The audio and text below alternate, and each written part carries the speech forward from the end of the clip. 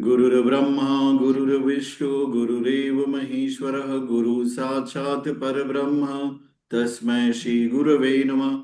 अखण्डमण्डलाकारं व्याप्तं येन चराचरं तत्पदं दर्शितं येन तस्मै श्री गुरवे नमः। मातृवत्त्रलालयत्री च पितृवर्तमार्गदर्शिता नमो गुरुसत्तायै श्रद्धा प्रज्ञायुता च या। ओम श्री गुरुवे नमः। परम पूज्य गुरुदेव वंदनीय माता जी की सूक्ष्म उपस्थिति में आज की क्लास स्टार्ट करते हैं हम लोग। सबसे पहले मैंने आप लोगों को लग्न कुंडली बताई थी। आज हम बहुत सारी कुंडलियों को देखेंगे कि जो कुंडलीज होती हैं वो कितनी तरह की होती हैं और हमको कहाँ कहाँ तक पहुंचना चाहिए, क्योंकि होता तो बहुत कुछ है। जहां तक हमारी पहुंच हो जाए वही हमारे लिए बेहतर है। तो जब हमारी पहुंच कहीं तक होगी तभी हमें लाइफ में कुछ मिलेगा, नहीं पहुंच होगी तो नहीं मिलेगा।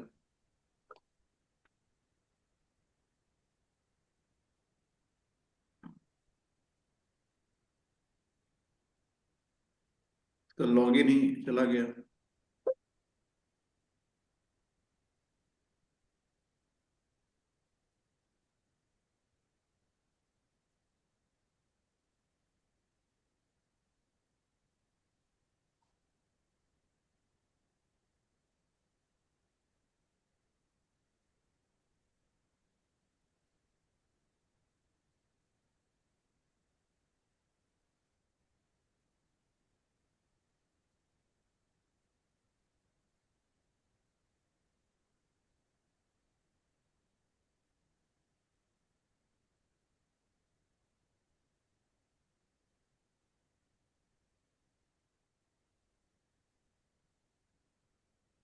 जब हम किसी व्यक्ति की कुंडली चेक बनाते हैं तो देखो इसमें कुछ बेसिक डिटेल्स आ जाती हैं।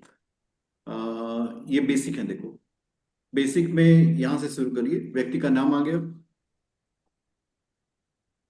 तो वो व्यक्ति का नाम क्या है, डेट ऑफ बर्थ क्या है, टाइम क्या है, प्लेस क्या है। ये लॉन्गिट्यूड लैटिट्यूड उस प्लेस की लोकेशन को बता देता है। फिर ये टाइम जोन है। इसके बाद है सनराइज सनसेट। ये जो सनराइज सनसेट का कॉन्सेप्ट है कि जिस दिन वो व्यक्ति पैदा हुआ था उस दिन सूर्योदय कितने बजे हुआ था, और सनसेट उस दिन सूर्यास्त कब हुआ था। ये दोनों चीजें इसमें है, सनराइज और सनसेट। उसके नीचे जाएंगे, पंचांग डिटेल। मैंने आपको बताया था ना 5 चीजें, तिथि वार नक्षत्र योग करण। ये जो 5 चीजें होती हैं, तिथि वार नक्षत्र योग करण, ये पंचांग में आता है। तो 5 चीजें देखिए इसमें क्या क्या है। देखिए, शुक्ल दशमी है, ये तिथि है। करण तैतिल है, योग शुभ है, नक्षत्र विशाखा है। तो वार नहीं है। वार कहाँ मिलेगा आपको, किस दिन इस व्यक्ति का जन्म हुआ। तो किस दिन इस व्यक्ति का जन्म हुआ, तो उसमें हमारे पास जो जन्म के कॉन्सेप्ट आते हैं वो दो आते हैं। एज पर द पंचांग, as per the English calendar. तो उसमें हमें कंफ्यूज नहीं होना है। We don't have to get confusion in that कि पंचांग के अकॉर्डिंग उस व्यक्ति का कब जन्म हुआ। जन्म का समय वही रहेगा, कभी कभी परिवर्तन आ जाता है। तो इस परिवर्तन से हमें घबराना नहीं है। We should not be very much tension. अगर आप घबराएंगे नहीं तो इससे आपकी लाइफ और अच्छी चलेगी। तो इसमें चेक करिए, वार वार दिख रहा है। इसमें वार नहीं है। वार आप ढूंढ लीजिएगा, इस वाले चार्ट पे नहीं है। ये वर्ण है। हर व्यक्ति के व्यवहार को 4 वर्डों में डिवाइड किया। वर्ण है, देखिए, वैश्य। वश्य नर है। योनि व्याघ्र है। गण राक्षस है। नाड़ी अंत है। साइन लिब्रा है। साइन लॉर्ड विनस है। नक्षत्र चरण विशाखा। विशाखा नक्षत्र में जन्म किया। फिर से योग को इसने रिपीट कर दिया है। तो उस पर आपको ध्यान नहीं देना, you don't have to pay attention. आपको उस पर ध्यान बिल्कुल नहीं देना है। जब उस पर ध्यान नहीं देंगे तब जा करके आपको अच्छी समझ आएगी।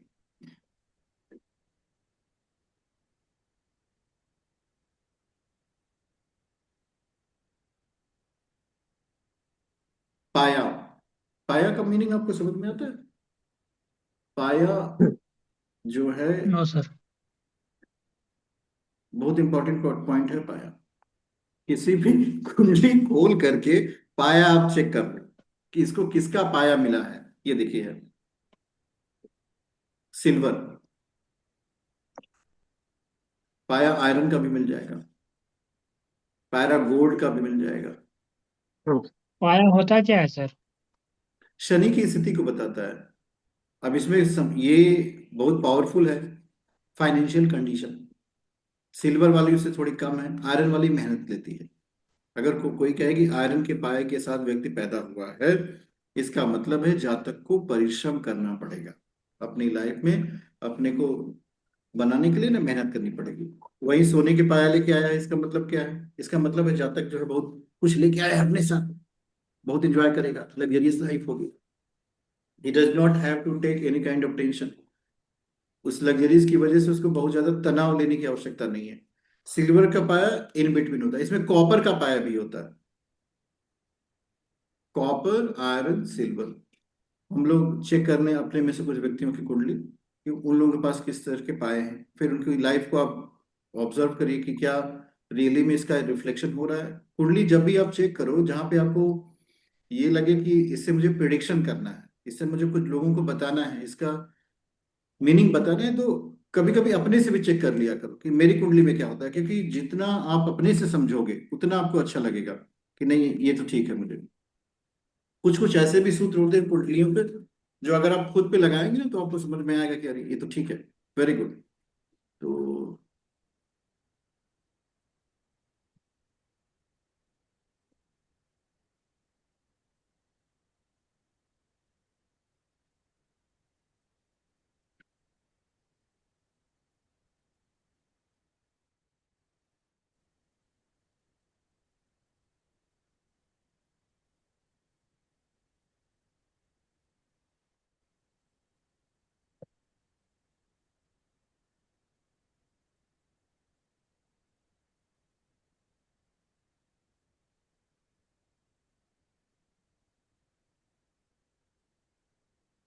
गुरुजी गोल्ड होगा तो क्या होगा? गोल्ड पाया जो गोल्ड होता है, आप वो समझ लो तो कि अच्छा। बहुत अच्छा होगा। ये हम्म। धातु के नाम भी इसी तरह बताएंगे, गोल्ड, कॉपर, सिल्वर, आयरन। हम्म। तो अच्छे पाए में आता है। हम किसी कुंडली खोलना चाहते हैं, देखो खुल खुल नहीं रही, पता नहीं क्या है, गॉड नोज व्हाट है। सुजीत जी की कुंडली देखते हैं, इनके पास पाया क्या है। जी सर। हम्म। हाँ हाँ हाँ। फिर अखिल जी की कुंडली चेक करेंगे, उसमें किस चीज का पाया है। ये वाली कुंडली है, देखो।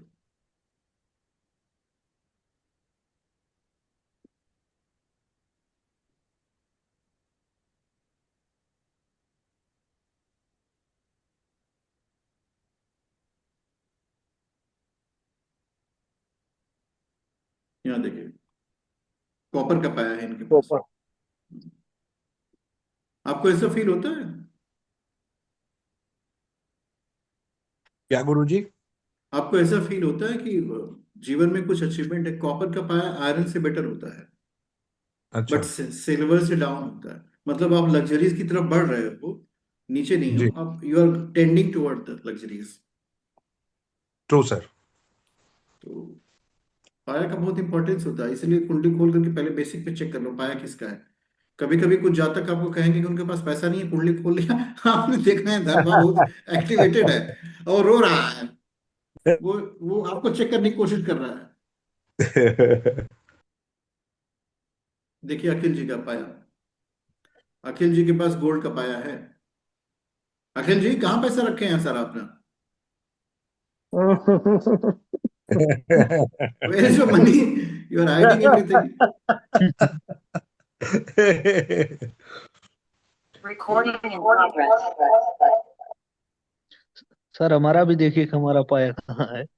क्या नाम है हाँ आपका? शुभम जी, आपका चार्ट मैंने बनाया था कभी? जी। हाँ, एक बार बना था। मुजफ्फरनगर ना ना, तो 30 सितंबर 2001 का। 20 अप्रैल, 12 अगस्त बनाना पड़ेगा। गुरुजी कॉपर के पाया को कैसे और स्ट्रॉन्ग करें गुरुजी, जो गोल्ड का हो जाए, अखिल जी जैसा हो जाए। अखिल जी बताएंगे नहीं, अखिल जी बताएंगे नहीं। अपनी डेट ऑफ बर्थ बताइए शुभम जी। 30 सितंबर 2001।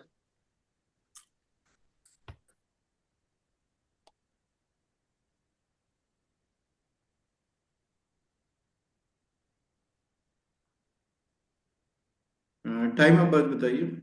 7:55 AM, अकबरपुर, उत्तर प्रदेश।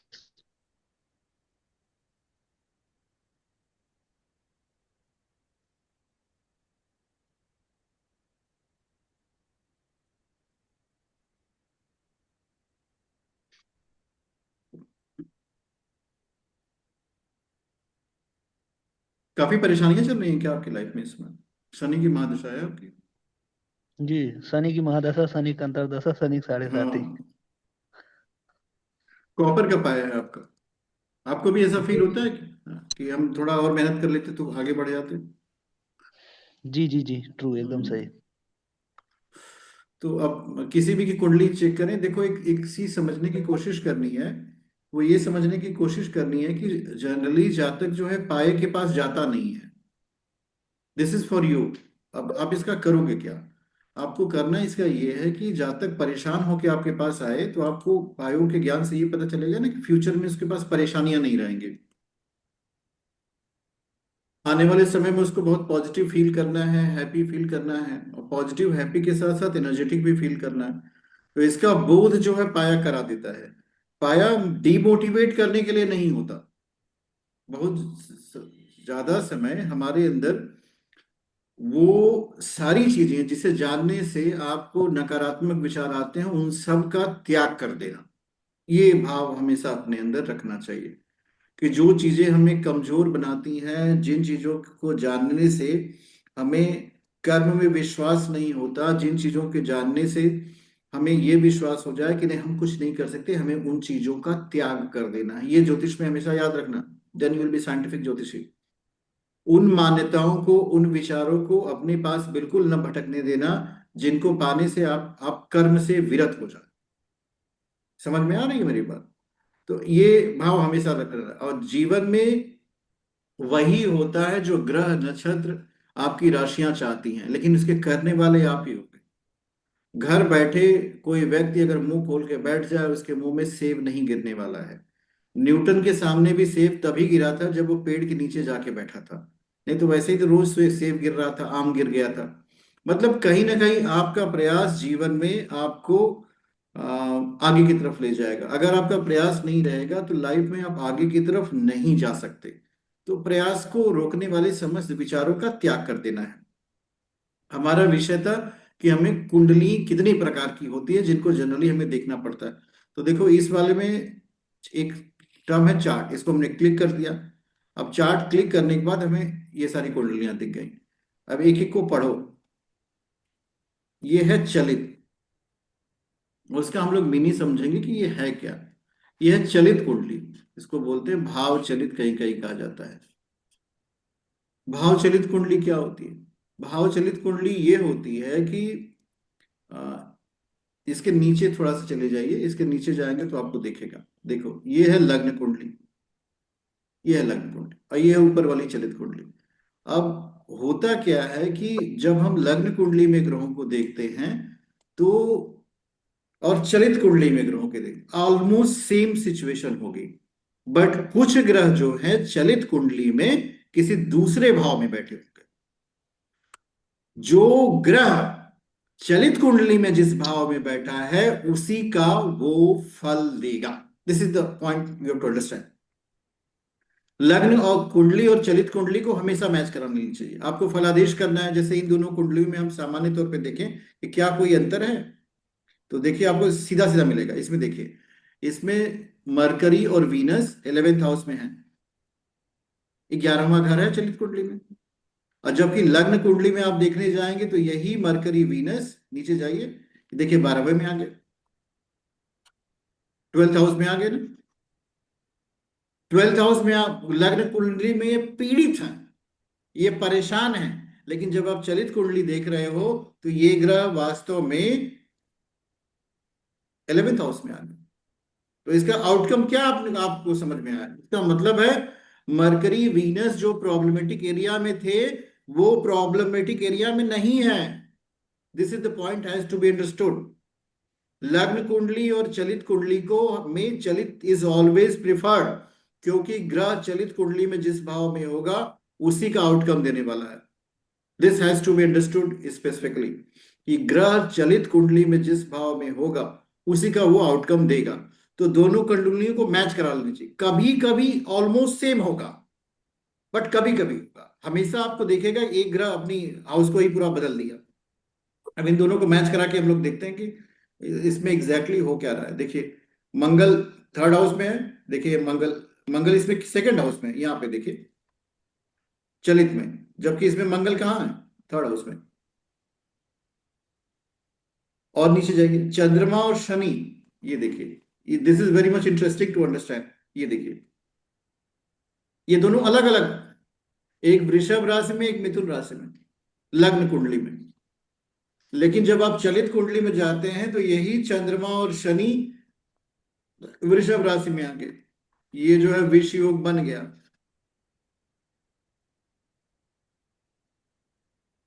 विष योग को हमेशा याद रखना चाहिए। चंद्रमा या तो मून प्लस सैटर्न का कंजंक्शन हो जाए या शनि की दृष्टि आ जाए। दोनों परिस्थितियों में जब तक का माइंड बहुत डिस्टर्ब रहता है उसे ज्योतिष की भाषा में विष योग कहा जाता है। विष योग से युक्त जातक हमेशा स्ट्रेसफुल होगा, ट्रबलसम होगा, प्रॉब्लमेटिक होगा, और जीवन में कठिनाइयां उसके आती हैं भाई, मन में मानसिक तनाव होता है। इसलिए आपको चलित कुंडली और लग्न कुंडली दोनों की मैचिंग हमेशा करा के रखनी है। हमको इंपॉर्टेंस चलित को देना है, क्योंकि ग्रह की वास्तविक स्थिति चलित कुंडली ही बताती है। ये पॉइंट हमेशा अपने दिमाग में रखिएगा। चलित कुंडली ग्रहों की वास्तविक स्थिति बताती है कि वो किस राशि में बैठे हैं और किस भाव में बैठे हैं। ग्रह भी उसी भाव और उसी राशि का फल देगा। This is point has to be understood. इसको आप जितना समझ ले उतना आपके लिए अच्छा है, उतना आपके लिए पॉजिटिव है, और न सिर्फ आपका फ्यूचर आउटकम बेटर हो जाएगा बल्कि लाइफ भी आपकी अच्छी चलने लगेगी। अब what is next to understand? लग्न और चलित मैंने आपको बता दिया, यहाँ पे कंपैरिजन है, उसके बाद कंपैरिजन नहीं है। उसके बाद सीधा सीधा सोल्यूशन है। सोल्यूशन क्या है? हमारे पास जितने प्रश्न होते हैं, we have different different kind of question, तो उन सारे प्रश्नों के उत्तर भी तो हमें मिलने चाहिए। We need to know the answers. देखो, ये सूर्य कुंडली है। अब इसको सूर्य कुंडली क्यों कहा गया है? क्योंकि सन को इसने केंद्र मान लिया। सूर्य देखो इस कुंडली में, लग्न कुंडली में, आपकी लग्न कुंडली नीचे चली गई, यह है लग्न कुंडली। लग्न कुंडली में सूर्य कहाँ है? देखिए यहां,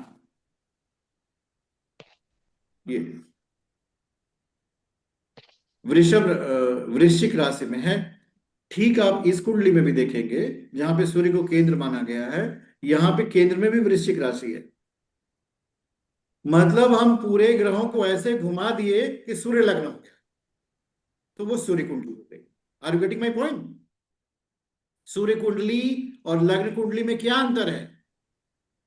लग्न कुंडली तो लग्न कुंडली है भाई, जब जातक पैदा हुआ जो ग्रहों की स्थितियां हुई जिस राशि में वही बता दिया। लेकिन सूर्य कुंडली में हमने सूर्य को केंद्र मान लिया। ये देखिए सूर्य केंद्र में है, पहले हाउस में है, उसके बाद ग्रहों की स्थिति बैठाई है। तो जितनी दूरी आपको लग्न कुंडली में दिखेगी उतनी सूर्य कुंडली में दिखेगी। अब उसके बाद है आपकी चंद्र कुंडली। ये देखिए मून मून कुंडली, ये है। इसमें चंद्रमा को केंद्र मान लिया गया। सारे ग्रहों की राशियां बिल्कुल वैसे ही होगी, डिस्टेंस भी वैसी होगी, पर केंद्र भाव में चंद्रमा आ गया। इसके आगे आप बैठिए, बढ़िए। इसके आगे आप जाएंगे तो यहां आएंगे। आपको किसी भी सूर्य और जातक, चंद्र कुंडली की क्यों जरूरत पड़ती है सर? इसकी जरूरत क्यों पड़ती है सर, सूर्य सूर्य और? व्यक्ति की आत्मा है, चंद्रमा जी व्यक्ति का मन है। तो जी। व्यक्ति का आत्मा कहाँ लगेगी और मन कहाँ लगेगा, तो वहां से पता चल जाएगा आपको अच्छा अच्छा। जी सर। आत्मबल है कि नहीं है। अब उसके बाद जी। आती है व्यक्ति के धन की स्थिति। धन, तो धन के लिए आपके पास इनकम चार्ट है, हो रहा, ये धन है, ये व्यक्ति के पास धन बताएगा। द्रेकांड जो है रिलेशनशिप विद सिबलिंग, अगर आपको जानना हो कि सिबलिंग के साथ उस व्यक्ति का कैसा रिलेशन होगा, ये बताएगा आपको। अब उसके बाद वाली कुंडली देखते हैं। ये हो रहा हो गया असेट्स। एसेट का मतलब आपके पास जो है पैसे के अलावा कौन सी प्रॉपर्टी होगी।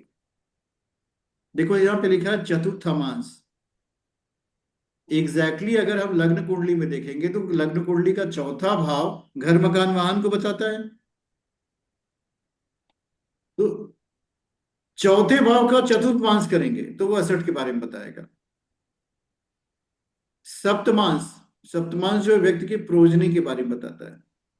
अब ये नवमांश जो होता है, अक्सर D9 हम लोग नवमांश के लिए यूज करते हैं, D1 लग्न कुंडली के लिए यूज करते हैं।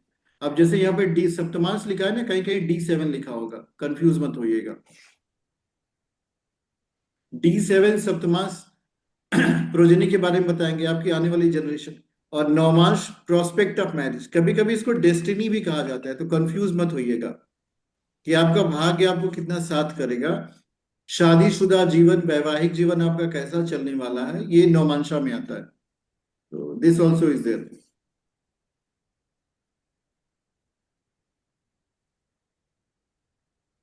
इसके थोड़ा सा आगे बढ़िए। प्रोफेशन, ये बहुत भी इंपॉर्टेंट चार्ट है। व्यक्ति जो है, प्रोफेशन टर्म का जो प्रॉपर यूटिलाइजेशन है, वो काम जिससे आपके पास मनी आए। आप में से कुकिंग कितने लोग कर लेते हैं? मैं कर लेता हूँ गुरुजी आप थोड़ा कर बहुत। मैं लेते हैं। कर लेता हूँ सर। हाँ। मैं भी पर कर लेता हूँ। पर कुकिंग से हम लोग के पास पैसे नहीं आते। We don't get money. हम लोग कपड़ा भी धुल सकते हैं पैसे नहीं आते। दाढ़ी बना लेते हैं, पैसे नहीं आते। सेविंग हम लोग बहुत अच्छा करेंगे। अगर कोई व्यक्ति आ जाए कि नहीं मैं सेविंग करता, तो कर ही देंगे, भले से 5 मिनट की जगह आधा घंटा लगेगा, करेंगे। हो सकता है कि एक बार ब्रेक लग जाए, उसको चिल्लाने लगे but it is not our profession. We are not getting money through it. हम लोग स्वीपिंग भी करते हैं, झाड़ू भी लगाते हैं, सब कुछ करते हैं, but we don't acquire professional exposure for this.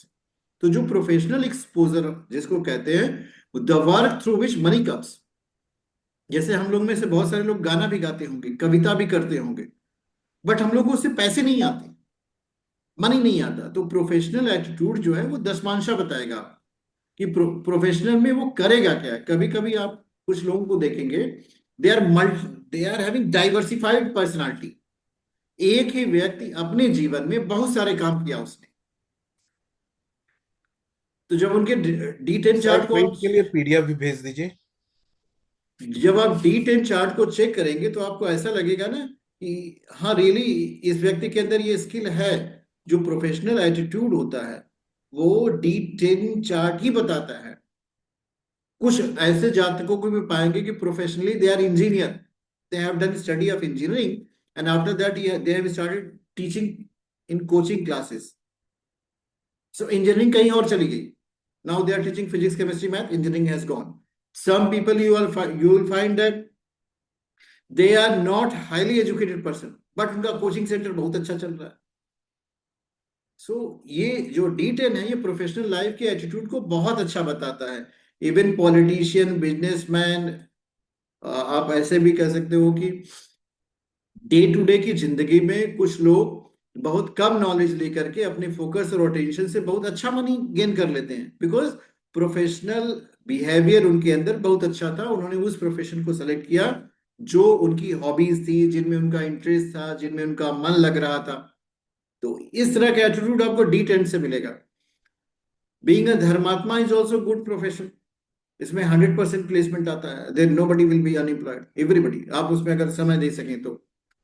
Native parents and ancestor, ये द्वादश दशमांश जो है, द्वादशमांश, ये D12 आप कह सकते हो। ये जो है नेटिव के पेरेंट्स और एंसेस्टर्स को बताएगा, उनकी वो जनरेशन जो अभी है नहीं, और डायरेक्टली पेरेंट्स के विषय में आपको जानकारी यहां से मिल जाएगी। षोडशमांश, ये ट्रेवल को बताएगा, आप कहाँ कहाँ जाओगे, तीर्थ करोगे, विदेश यात्रा होगी, घूमेंगे फिरेंगे, ये सभी षोडशांश से आपको पता चलता है। इन सारे चार्ट का जो सबसे इंपॉर्टेंट चार्ट है विषमांशा है, D20 आप चेक करो। D20 आप चेक करोगे ना तो स्पिरिचुअल प्रोग्रेस आपको पता चलेगी कि जातक जो है स्पिरिचुअल प्रोग्रेस कैसे प्राप्त करेगा, कितनी प्राप्त करेगा। एक और भी पॉइंट है समझने का। कभी कभी हम लोग इतना सारा चार्ट देख लेते हैं, ये क्वेश्चन आ जाता है कि सपोज कर लो हम D10 चेक करने जाएं तो क्या चेक करेंगे, कैसे चेक करेंगे उसको? बिल्कुल वही फॉर्मूला लगाते हैं जो लग्न में लगाते हैं। जैसे लग्न कुंडली का पहला हाउस वो व्यक्ति होता है, तो D10 का पहला हाउस उसका काम होता है। अब जब पंचम भाव में जाएंगे तो उस काम की ट्रेनिंग होगी। सप्तम भाव में काम की पत्नी नहीं होगी, काम का पार्टनर होगा। सेकेंड हाउस में काम, अब देखो बहुत सारे ऐसे काम है जिसमें आपको पैसा इन्वेस्ट करना पड़ता है। आप बिजनेस स्टार्ट करो तो एक ऐसा काम है where you to involve money. तो जो दशमांशा का सेकेंड हाउस होगा वो पैसा होगा जो आप बिजनेस में इन्वेस्ट करोगे। अब दशमांशा का दशमांशा जाएगा, वो मेहनत होगी जो आप बिजनेस में करने वाले हैं। कर्म तो यही है ना। दशमांशा का अगर आप नाइन्थ हाउस चेक करे जाएंगे तो डेस्टिनी होगी। कभी कभी आप देखेंगे कि बहुत ज्यादा भगवान की कृपा से कुछ लोग काम स्टार्ट करते हैं और कहते हैं भाई मैंने मिट्टी को छुआ सोना हो गया। होता है, बहुतों के साथ होता है, कुछ कुछ के साथ सोना छुएंगे मिट्टी हो जाएगी। तो उनका जो दशमांशा का नवा हाउस होता है, दैट इज डेस्टिनी, उनको बहुत अच्छा से सपोर्ट करता है। Anything they started doing they have become very much successful. एक तो गाना गा लिया, पूरा उनका वीडियो वायरल हो गया, अब लोग सुन रहे हैं राम आएंगे तो अंगना बुहारेंगे। अब ढूंढा किसने गाया किसने गाया, ढूंढा जा रहा है उसको। ओरिजिनल राइटर का पता नहीं, जो उसका ओरिजिनल स्क्रिप्ट राइटर है पता ही नहीं है भाई ये कौन है, जिसने गा दिया वो आगे बढ़ रहा है। तो ये कहीं ना कहीं नाइन्थ हाउस D10 का बहुत इंपॉर्टेंट रोल प्ले करता है। अब जैसे आप इसमें चेक करो एसेट्स। एसेट्स को छोड़ दीजिए, नीचे आ जाइए, हम लोग स्पिरिचुअल प्रोग्रेस। अब स्पिरिचुअल प्रोग्रेस का जो नाइन्थ हाउस है, मतलब डेस्टिनी उसकी स्पिरिचुअल प्रोग्रेस में कितना सपोर्ट करेगी। अगर ये स्ट्रांग हो जाए तो उसको गॉड रियलाइजेशन हो जाता है। कभी कभी ऐसा होता है कुछ लोगों के पूर्व जन्म के कर्म होते हैं जिसकी वजह से उनकी सारी क्रियाएं फास्ट होती हैं, उनके सारे चक्रा अवेकन हो जाते हैं, उनको सेल्फ रियलाइजेशन हो जाता है। और जिन जातकों को सेल्फ रियलाइजेशन और चक्रा अवेकनिंग हो जाती है, उनको लाइफ में बहुत कम करना पड़ता है। They don't have to do many things in the life. वो बहुत तेजी से लाइफ में ग्रो करने लगते हैं। और ग्रोथ अगर जिंदगी में आपके पास कुछ है तो वृद्धि है, वृद्धि है, वृद्धि है, नहीं तो कुछ भी नहीं है, कुछ भी नहीं है, कुछ भी नहीं है। ये स्ट्रेंथ और प्रोटेक्शन है। स्ट्रेंथ का मतलब आपके अंदर कितनी पावर रहेगी, और प्रोटेक्शन का मतलब सेफ्टी। ये दोनों चीजें जो हैं सब तो विश्वास से आती हैं। एक चार्ट बन गया है, आप हमेशा याद रखिएगा, इन चार्ट को बनाने में आपको बिल्कुल परिश्रम करने की जरूरत नहीं है। तमाम लोगों ने इतना मेहनत कर लिया है कि तुरंत डेट ऑफ बर्थ डालिए तुरंत चार्ट बन गया। तो हमको सिर्फ पढ़ने जाना है। ये क्या है? त्रिशमांशा, मिस फॉर्चून। जैसे D9 फॉर्चून है तो ये दुर्भाग्य है। अच्छा एक बार सोच करके बताइए कि अगर एक व्यक्ति का दुर्भाग्य है तो क्या उसके लिए बुरा है? ये डिपेंड करता है कि वो उसको कैसे यूटिलाइज कर देता है। दिस हमारे जीवन में अंधकार भी उतना महत्वपूर्ण होता है जितना प्रकाश होता है। हमारे जीवन में भूख भी उतनी महत्वपूर्ण होती है जितना भोजन होता है। सो दोनों का बहुत इंपॉर्टेंस होता है। ये हम एब्जॉर्व कैसे करते हैं। कभी भी जिंदगी जो हमारी बनती है, लाइफ हमारी जो बनती है, वो किसी के अभाव में नहीं बनाई जा सकती। जैसे दुख के अभाव में जीवन दे दिया जाए तो उसका कोई मूल्य ही नहीं है। भूख के अभाव में भोजन दे दिया जाए तो भी उसका कोई मूल्य नहीं है। There is no value. अगर आपके पास हंगर नहीं है, आपको फूड दे दिया जाए। इसी तरह क्यूरियोसिटी के बिना अगर ज्ञान दे दिया जाए, व्यक्ति की सीखने की जिज्ञासा नहीं है, आप उसको बैठ के पढ़ाना शुरू कर दें तो क्या होगा? वो बिल्कुल नहीं पढ़ेगा। वो व्यक्ति जो है वैल्यू नहीं देगा, और उसको ऐसा फील होगा कि I am being force to learn. ये जो फोर्स टू लर्न होता है ना, this is very much negative concept. कभी भी हमें जीवन में सब कुछ तो करना चाहिए, पर फोर्सफुली न कुछ करना है न कुछ कराना है। We don't have to do anything forcefully. तो जब हम फोर्सफुली न कुछ करेंगे न कुछ कराएंगे तो इसका आउटकम क्या आएगा? इसका आउटकम आएगा प्रगति होगी। इसीलिए विद्या धन में आप पाइए तो सबसे पहले कहा जाता है भाई पूछो। हमारे जितने शास्त्र थे उनमें पूछने की परंपरा है, विश्वास की परंपरा नहीं। पहले पूछिए फिर हम बताएंगे। पहले क्वेश्चन करिए फिर हम उत्तर देंगे, नहीं क्वेश्चन करेंगे तो हम उत्तर नहीं देंगे। तो ये जो पूछना और सुनना है, बोलना और सीखना है, ये this is one of the greatest method of learning. तो ये जो जब ग्रेटेस्ट मेथड ऑफ लर्निंग है तो इसको लेकर के परेशान बिल्कुल नहीं होना है। हम लोग आगे की तरफ बढ़ रहे थे, कुछ और चार्ट बचे हैं, उसको भी चेक कर लिया जाए। ऑस्पिशियस टाइम, जीवन का वो समय जो आपको आपके लिए बहुत अच्छा है। तो जो ऑस्पिशियस टाइम का विचार करते हैं वो यहां से करते हैं।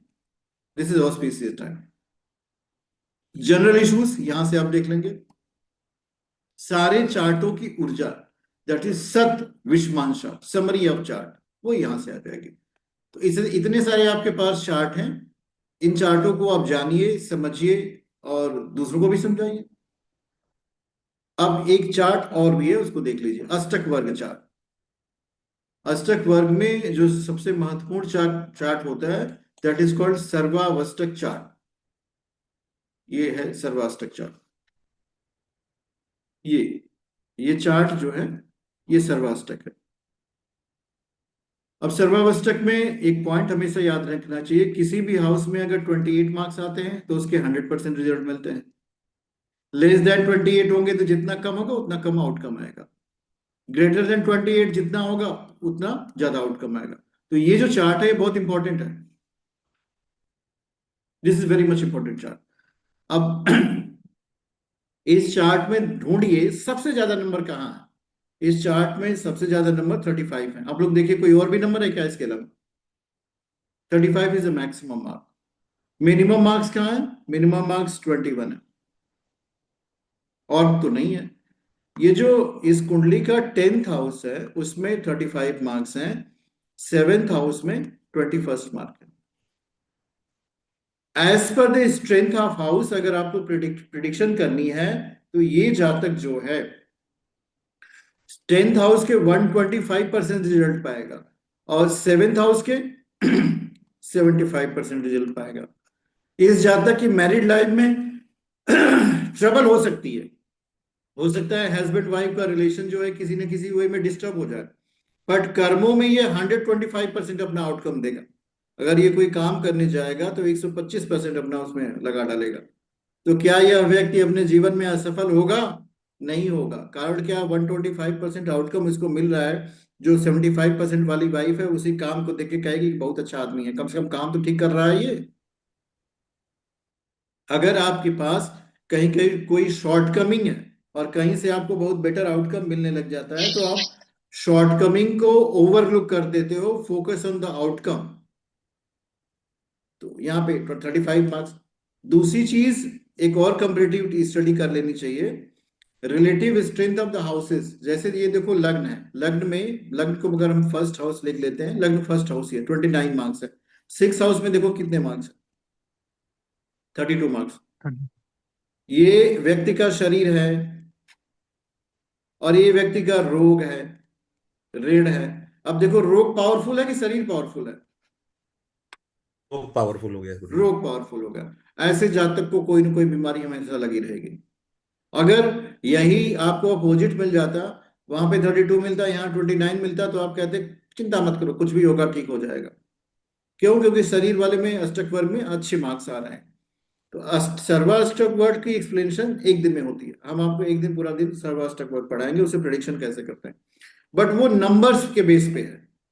It is totally mathematical. सर्वाष्टक का जो प्रेडिक्शन हम करेंगे वही आप करोगे, वही मिस्टर बी भी करेंगे, और वो मान भी जाएंगे हाँ सर्वा, क्योंकि आपको लॉजिक देना है। कभी भी ज्योतिष का प्रेडिक्शन ज्योतिषी के सामने करना हो तो लॉजिकल करिए, अन्य व्यक्तियों के सामने करना तो किसी भी तरह को, बिकॉज दे डोंट नो ज्योतिष। उनको ज्योतिष पढ़ना नहीं है, उनको 10-15% आप पढ़ा दिया करिए, ताकि वो किसी दूसरे व्यक्ति से जाए तो कम से कम अपनी लग्न और राशि बता सके और एक आध दो ठो फार्मूला बता दें। आप कभी कभी आप जीवन में ऐसा भी होगा कि आपके पास कोई व्यक्ति आएगा, वो आपको ज्योतिषी बना देगा। परफेक्टली ऐसा होता है। बहुत सारे ऐसे मंत्र होंगे जिनकी जानकारी हम लोगों के पास नहीं है। एक जनरल सा प्रश्न उससे पूछ लीजिए कि आप कौन से मंत्र का जप करते हैं, वो कुछ ना कुछ बताएंगे।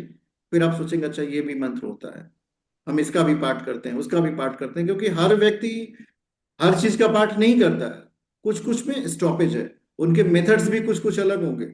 और जितने भी लोग आप अभी संसार में देख रहे हैं, they are in the higher authority, everyone is spiritual. हर व्यक्ति के पास एक गुरु है, एक आश्रम है, एक तीर्थ है और एक मंत्र है जहां से वो जुड़ा हुआ है, जहां से वो ऊर्जा ले रहा है। तो ये जुड़ाव ऊर्जा एग्जैक्टली उसके लाइफ में है, तभी वो जीवन में आगे बढ़ रहा है। आप भी जब किसी शक्ति के स्रोत से, किसी शक्ति के साधन से जीवन में जुड़ेंगे तो आगे बढ़ जाएंगे। ये यात्रा बिल्कुल ऐसी ही होती है कि एक चींटी को अगर पहाड़ चढ़ना हो तो नहीं चढ़ सकती, बहुत टाइम लगेगा। लेकिन वही चींटी अगर आपकी पीठ पे बैठ जाए तो आप चढ़ोगे, आपके साथ चढ़ जाए, आपको भी पता नहीं चला कि आपकी पीठ पे चींटी बैठी थी और चींटी अपने आप पहाड़ चढ़ गई। उसी तरह महानतम विचारों के साथ अगर हम जीवन में आगे बढ़ेंगे तो निश्चित रूप से आगे बढ़ जाएंगे। धीरे धीरे अभ्यास करना पड़ता है। हर व्यक्ति अपने आप में एक अद्भुत भगवान की रचना है। तो इस अद्भुत भगवान की रचना का उपयोग करना हमें सीखना चाहिए। जितना हम सीखेंगे उतना हमें अच्छा लगेगा। तो सीखना is very much important, learning is very much important. अगर आप लर्निंग करोगे तो निश्चित रूप से मान के चलो कि लाइफ में आप अर्निंग भी बहुत बहुत करोगे, you will do too much earning, और लाइफ भी आपको बहुत पॉजिटिव वे में आगे ले जाएगी, प्रॉस्पेरस बनाएगी, पॉजिटिव बनाएगी। तो इस पे बिल्कुल ध्यान देना चाहिए। कुछ ग्रहों का नियमित रूप से अध्ययन कर लीजिए। एक सूर्य को पढ़ लीजिए, जुपिटर को पढ़ लीजिए, ये दो को बिल्कुल नहीं छोड़ना चाहिए ज्योतिष शास्त्र में। बाकी को एक दो को छोड़ दोगे तो चल जाएगा। और अपने जातक को किसी न किसी एक ग्रह को स्ट्रॉन्ग करने की पावर प्रदान कर दीजिए भाई, कि देखो हम आपके सूर्य को मजबूत करना चाहते हैं।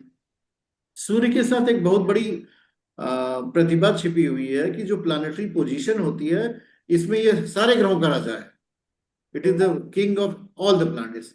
तो अगर किसी भी जातक के कुंडली में कुछ भी हो, उसको अपना जन्म समय पता भी ना हो, गलत इंफॉर्मेशन हो, पर वो केवल एक मनोवृत्ति से रहता है कि मुझे अपने सूर्य को स्ट्रांग करना है, मुझे अपने आत्मविश्वास को बढ़ाना है। जब वो अपना सूर्य स्ट्रांग करेगा, आत्मविश्वास बढ़ाएगा, निश्चित रूप से मान के चलिए कि उसके जीवन की आधी समस्याएं अपने आप हल हो जाएंगी। और जब उसकी आधी समस्या हो जाती ना, आधा नो वो जोश से हल कर लेता है।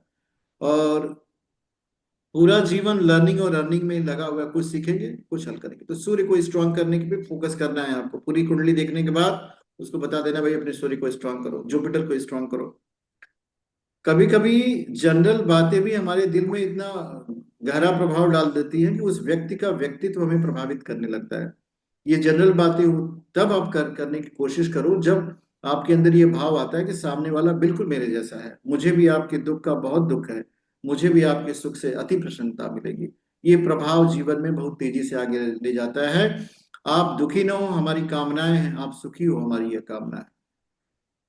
ये this thing should be there in the mind. ये इसको माइंड में रखते हुए जब आप प्रिडिक्शन करेंगे तो समझ लो ज्योतिष जो है आपके मुंह से प्रस्फुटित होना शुरू हो जाएगा। आज के लिए इतना ही। आप में से कोई व्यक्ति अपने मुखारबिंदु से कुछ बोलना चाहे? अखिल जी, आप बोलना चाहते हैं, आप बोल लीजिए कुछ देर तक। गुरुजी, मुझे क्वेश्चन है थोड़ा क्वेश्चन नहीं आपकी पूछना है, क्वेश्चन नहीं पूछना है, बोलना है।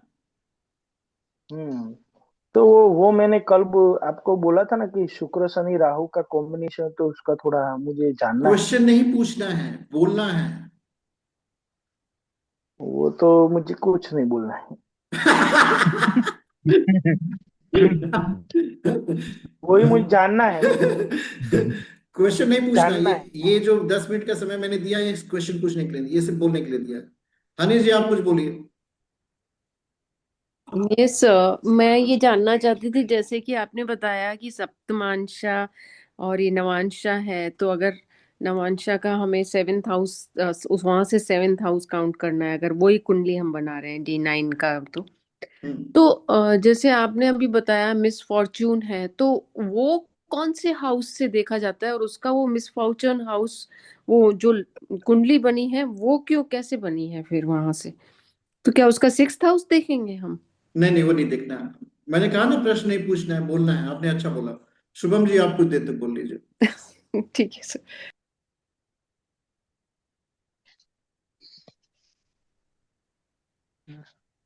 कुछ भी बोलिए, सूर्य चंद्रमा गुरु शुक्र शनि, कुछ भी बोलिए। आपको जो अच्छे लगते हैं, जिनसे प्रेम आपका है। ठीक। नहीं ठीक सर, अच्छा लगा, अष्टक वर्ग वाला और अच्छा लगा। और आप फिर आपको देखना पड़ता है। आप सबको एक बात बताएं। बहुत हम्म, अच्छी बात बताएंगे आपको, इसको हमेशा समझ लीजिएगा। जैसे ही आपको हम्म, आपको कुंडली खोल करके कोई प्रश्न करने लगे, मेरी ट्रेनिंग जो है ना, आपको कुंडली पढ़ने वाली है। वैसे ही जी। आपको शुरू हो जाना है, और रुकना तब तक नहीं है जब तक वो कहने लगे बस। अब मान लो मेरे पास एक व्यक्ति जो है ऐसी कुंडली खुलवा दे, खोल करके कहे कि आप इनका भविष्य बताइए। जनरली होता यही है कि जब आप किसी प्लेटफॉर्म पे इंटरव्यू देने जाएंगे तो वो क्या करेंगे, एक तो डिटेल आपको दे देंगे। वो तो जनरली क्वेश्चन आंसर राउंड में बैठा देते हैं, ऑब्जेक्टिव टाइप क्वेश्चन, उच्च का ग्रह नीच का ग्रह, तो उसमें फंस जाने में आता है। अब जैसे एक कुंडली खुलवा दी है, डिटेल आपको दे दिया, कुंडली बन गई, अब आपको बोलना है। जैसे मैंने कहा ना बोलो, तो क्या बोले? अगर हम कुछ नहीं बोलेंगे तो वो समझेगा क्या? आप शुरू कर दीजिए। ये लग्न कुंडली बनी है, धनु लग्न की कुंडली है, लग्न का लॉर्ड जुपिटर जो है कुंडली के पंचम भाव में शनि के साथ योग बना, मतलब जो कुंडली दिख रही है यही बोलना है आपको। और ये बोलेंगे तब जब अभ्यास किए रहेंगे। ज्योतिषी का मतलब ही है कि वो वक्ता हो। अगर वो शुरू हो गया तो बिना मेरे कहे बंद नहीं होगा। दैट इज एस्ट्रोलॉजी, जो आपको प्रैक्टिस करनी है। जब हम कहते हैं आप बोलिए, तो आपने इतनी देर तक सुना, 5-6 दिन से सुना, तो कुछ भी बोलिए भाई। आपने क्या समझा? सूर्य जो है व्यक्ति के जीवन को परिवर्तन करने की क्षमता रखता है। यही वाक्य अगर आप याद कर ले, कोई आपको बोलने को कहे तो कुंडली किसी की खोलो, यही बोलो। आपको मेरी बात समझ में आ रही है? Mister A, mister B, mister C, mister D, mister E, किसी की कुंडली खुल जाए, उसको यही बात बोलिए कि सूर्य जो है व्यक्ति को जीवन में राजा बना देता है, इसको मजबूत कर लीजिए। वो मान जाएगा आपकी बात, वो नहीं मना करेगा। एक बार मेरे पास 3 कॉल आई, 3 अलग अलग प्लेटफॉर्म से। अब मुझे 3 लोगों को बोलना है, तो मुझे सबसे पहले क्या करना होगा? मुझे सबसे पहले उनको बोलने का अवसर ही नहीं देना है। I don't have to give opportunity to them to speak. अब मुझे कॉन्टिन्यूअसली बोलना है। और कौन सी बात बोलनी है जो सबके लिए समान हो, which is equally applicable for everybody. तो इक्वली एप्लीकेबिलिटी में क्या आता है? प्लैनेट्स की प्रॉपर्टी, जो ग्रहों का गुण होता है, वो सबके अंदर समान भाव से आएगा। जैसे साबुन से नहाने पे सब स्वस्थ हो जाते हैं, उसी तरह अगर हम कहें कि आप सब लोग अपना अपना गुरु स्ट्रांग कर लो, गुरु स्ट्रांग करोगे तो ज्ञान मिलेगा, जीवन में दिशा मिलेगी, जो परेशानियां आपके जीवन की आ रही वो सब नष्ट हो जाएंगी। 1 मिनट तो मैंने बोल दिया। ये 1 मिनट के बोलने का अभ्यास। अब दूसरा लाइन मुझे बोलना है। आपकी कुंडली में जो शनि है, शनि महाराज थोड़ा सा वीक फील कर रहे हैं, मेहनत बहुत कम करते हैं। ज्यादा मेहनत किया करिए, मेहनत करेंगे तो सफलता आपके साथ आएगी। आप मेरी बात को काट नहीं सकते। जो व्यक्ति सुन रहा है ना, अगर यही बात उसके साथ दोहराओगे तो वो भी नहीं काटेगा, वो भी कहेगा गुरु जी बहुत अच्छा बोल रहे हैं। भाई ज्ञान ही है तो। अब अगर बोलने में आप पीछे हट गए तो वो आगे चला जाएगा। अगर आपको इंग्लिश आती हो तो हिंदी छोड़ करके इंग्लिश में बोलिए, वो तुरंत आपको एक्सेप्ट कर लेगा, होल्ड कर लेगा। He is a very much knowledgeable person, and then he will go ahead. Sometimes मेरे साथ ऐसा होता था, some of the professor of BHU, Banaras Hindu University, they are assistant professor of astrology, they have taken my interview and they have gone with one word, he is right kind of person, you absorb him. So knowledge is different thing, but जो आप बोले ऐसा बोले जो knowledgeable हो। नहीं तो वो आपको ये थोड़ी पूछेंगे कि अश्विनी केतु जो है, केतु जो है किस नक्षत्र का स्वामी है, तो उसका सिर्फ उत्तर है अश्विनी। अगर आपको याद नहीं है तो भूल जाएंगे आप। ये प्रश्न नहीं पूछे जाते, this one word answer never ask. तो इसमें फंसना नहीं है। कुछ ऐसी चीजें अपने पास रखो जो किसी भी एलिमेंट पर फायर करना शुरू कर दो, डिस्ट्रॉयड। जैसे हर व्यक्ति की अपनी कैरेक्टरिस्टिक्स होती है, व्यक्ति अपने गुण धर्म स्वभाव के आधार पर उसको एब्जॉर्ब कर लेता है। जब उस कैरेक्टरिस्टिक्स को आप एब्जॉर्ब कर लोगे तो वो किसी पॉइंट पे, भाई अब मुझे तो अपना बेस्ट फायर करना है, मुझे फायरिंग की अपॉर्चुनिटी मिली है, हम तो वही गन निकालेंगे जिससे आपको डिस्ट्रॉय कर दें। तो वो नहीं हो सकता। और ज्ञान की कोई सीमा नहीं है, ये सच है। लेकिन उतना ज्ञान हमारे पास होना चाहिए जो हमारी मुट्ठी में आ जाए, बाकी की सीमा हमें नहीं मालूम है। तो इतना होल्ड आप अपने पास रखा करिए, और प्रश्न पूछने के बजाय प्रसन्नचित रहो। बी हैप्पी, बी पॉजिटिव, क्योंकि प्रसन्नता एक ऐसा उपहार है जो सबको चाहिए, एवरीबडी वांट। और आपसे कोई ज्योतिषी बनने के लिए कुंडली नहीं दिखाने आता है, नोबडी कम्स फॉर दैट कि मुझे एस्ट्रोलॉजर बनना है। वो अपनी कुंडली दिखाने के लिए है कि इसमें कुछ ढूंढो जो मेरे लायक हो। तो वो ढूंढ ढूंढ के उसको आपको बताना है, कम से कम 15-20 मिनट, आधा घंटा बताना ही बताना है। आज के युग में तो यही सिचुएशन चल गई है कि नहीं बताओगे तो चला जाएगा। नेगेटिव नहीं बताना है। मैंने भी बहुत सारे एस्ट्रोलॉजर का इंटरव्यू कभी कभी लिया, कभी कभी कुछ प्रोफेसर्स का भी लिया। तो जो those who are highly educated in astrology today, they are failing in astrology. Reason क्या है कि उनको ज्योतिष नहीं पढ़नी है, जो आपसे बात कर रहा है, they want to feel very much happy through astrology. तो वो वाली टेक्निक, वो वाली टैक्टिक्स आप अपने दिमाग में हमेशा रखिएगा। मुस्कुराते रहेंगे, हंसते रहेंगे, तब लाइफ में बहुत इंजॉय करेंगे। रोएंगे तो कोई नहीं आएगा। दो ठो रोना आदमी मिल जाएंगे दिन भर, और आपका सिर खा जाएंगे। मेरे पास भी कुछ ऐसे डेली आएंगे, वो पूछेंगे वो नहीं आ रहा है, कनाडा में वो है, वो यहाँ कोई बात नहीं, आ जाएगा, 2 दिन वेट करो, 3 दिन। तो इस बहाने क्या है कि उसका दिमाग शांत रहेगा उतने दिन तक, है, नहीं है, कर। परेशान नहीं होगा। हाँ, एकदम बिल्कुल छह परेशान आठ मत बारह का रहो। प्रोडिक्शन कैसे करेंगे? 6 8 12 के बारे में कैसे बोले गुरु जी? उसको कभी भी हैरान नहीं करना चाहिए। उसको करना चाहिए तुम्हारे अच्छा। अंदर इतनी हिम्मत है कि तुम बुखार को बर्दाश्त कर ले रहे हो, दूसरा होता तो मर जाता। तुम देखो तुम कितने हिम्मती हो। और हर व्यक्ति यही सुनना चाहता है कि उसके जीवन का दुख दूसरे से बड़ा है और उसकी स्ट्रेंथ ज्यादा है। आप इस बात को देखिएगा, this is psychology of human being. हमें ट्रू। अपना दुख बहुत ज्यादा लगता है, और दूसरे के अंदर हम्म। लगता है कि वो तो सुख ही सुख है, अपार सुख है। तो और प्रशंसा, ये जीवन की हर व्यक्ति की अभिलाषा होती है, चाहे वो ज्ञानी हो, चाहे ज्ञानी ना हो, चाहे वो मेहनत करने वाला हो, चाहे दिमाग से मेहनत करे, चाहे शरीर से मेहनत करे, दोनों को प्रशंसा चाहिए। तो ये अप्रिसिएशन हमें देना है। लोग जो है भूल जाते हैं, ब्रेकफास्ट टी डिनर में ही फंस जाते हैं। उनको एक आदमी रखना चाहिए जो अप्रिशिएट करे उसको, तुम बहुत महान व्यक्ति हो, तुम जीवन में कुछ भी कर सकते हो। या तो डीमोटिवेशन की एनर्जी लोग देते हैं, तुम कुछ नहीं कर पाओगे, तुम्हारे अंदर तो कुछ है ही नहीं, जो कि बहुत नेगेटिव होता है। ऐसे लोगों को हमेशा अपने से दूर रखना चाहिए, कि जो इस तरह के विचार आपको देते हैं उनको भगाओ, हटो, हमको नहीं चाहिए तुम्हारे विचार। जो आपकी आत्मशक्ति का रियलाइजेशन करा सके, जो आपको ये अनुभव करा सके, नहीं तुम श्रेष्ठ आत्मा हो, तुम विशिष्ट आत्मा हो, तुम्हारे अंदर सब कुछ है। अब सोचिए इस बात को, संत कबीर जैसा व्यक्ति ये बात लिखा होगा कि गुरु गोविंद दो खड़े काके लागे पाए, बलिहारी गुरु आपने गोविंद दियो बता। तो इसमें कुछ ना कुछ बात रस तो रहा ही होगा, कि भगवान से एक मनुष्य के शरीर की तुलना कर दी और कहा कि ये वाला जो है ना, ये उससे बड़ा है, क्योंकि ये उसको वहां तक पहुंचाएगा। अब आज का मनुष्य देखे कि नहीं, एक मनुष्य के शरीर में है ब्रह्म और एक बाहर वाला ब्रह्म है। तो ये मनुष्य शरीर वाला ब्रह्म बहुत पावरफुल है, ये कई लोगों को उस बाहर वाले से मिलवा देगा ले जा करके। तो कॉन्सेप्चुअल जब थिंग आपके पास होगी ना, तब जाकर के लाइफ में आपको बहुत अच्छी वृद्धि हो पाएगी। इवन जगत गुरु शंकराचार्य गुरु के बारे में यही बात करते हैं, शरीरम स्वरूपम तथा वा कलत्रम यशश्चारु चित्रम धनम मेरु तुल्यम मनस्य लग्नम गुरु रंगी पद्मे ततः किम ततः। मतलब आपका शरीर सुंदर हो जाए, एक सुंदर स्त्री मिल जाए, सुमेरु पहाड़ के समान धन मिल जाए। जैसे हमारी क्या अभिलाषा है, हमारी अभिलाषा कोई पूछे तो 1 करोड़ की बारिश रात में हो जाती तो बहुत अच्छा रहता। बट जब वो कह रहे हैं कि सुमेरु पहाड़ के समान धन मिल जाए, तो कुछ भी नहीं है अगर तुम्हारा मन तुम्हारे गुरु के चरणों में नहीं है। इसका मतलब वो धन मिलेगा, तुम बर्बाद कर दोगे उसको। जब तक ज्ञान नहीं है, तब तक मुक्ति नहीं है, तब तक बाधा है। अब एक व्यक्ति इस ज्ञान की अवस्था में कह रहा है कि भाई गुरु के चरण में सब कुछ है, तो जब आप उस ज्ञान को परिलक्षित हो जाएंगे, तभी आपके पास सब कुछ होगा, तभी आपके पास सब कुछ। तो ये भाव बनाने की का प्रयास करना चाहिए। बहुत अच्छा लगा आप लोगों को बोलने के लिए। जब किसी दिन कोई आपका मुंह खोल दे, कहे बोलो, तो खूब बोलना चाहिए भाई, जितना उतना निकालें। क्योंकि अगर बोलने की कला में आप माहिर नहीं होंगे, तब समझ लीजिए कि आपके पास कुछ भी नहीं है, कुछ भी नहीं है, कुछ भी नहीं है।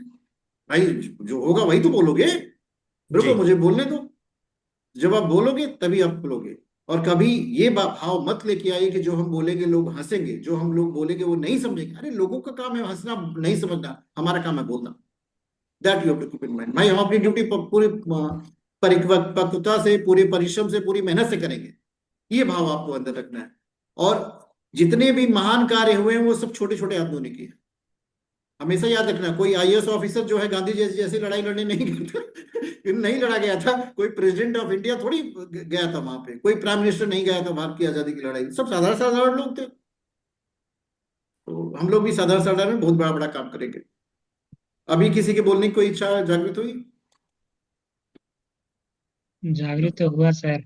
हाँ गौतम जी, लेकिन आप बोलिए। मैं क्या बोल बोलिए। रहा हूँ सर, और आपकी मतलब बात सुन के अच्छा लगा कि मतलब एस्ट्रोटॉक पे जिस तरह से आप बताए ना, या फिर कोई भी हम्म। प्लेटफॉर्म पे ये चीज आप एक मीडियम वे बता दिए क्योंकि कुछ कुछ चीजें मैं मिस भी कर रहा था, जो कि आज ये कहीं ना कहीं पूर्ण हुआ है। हम्म।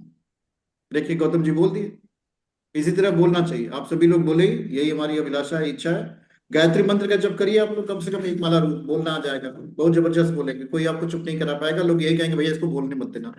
Don't let it- अगर ये बोला तो खुल जाएगा सब। ओम द्यौ शांति अंतरिक्षगम शांति पृथ्वी शांतिराप शांति औषधयः शांति वनस्पतयः शांति ब्रह्म शांति सर्वगुण शांति। ओम शांति शांति शांति सर्वाष्ट शांति। ओम शांति। आप लोग अपना ख्याल रखिएगा।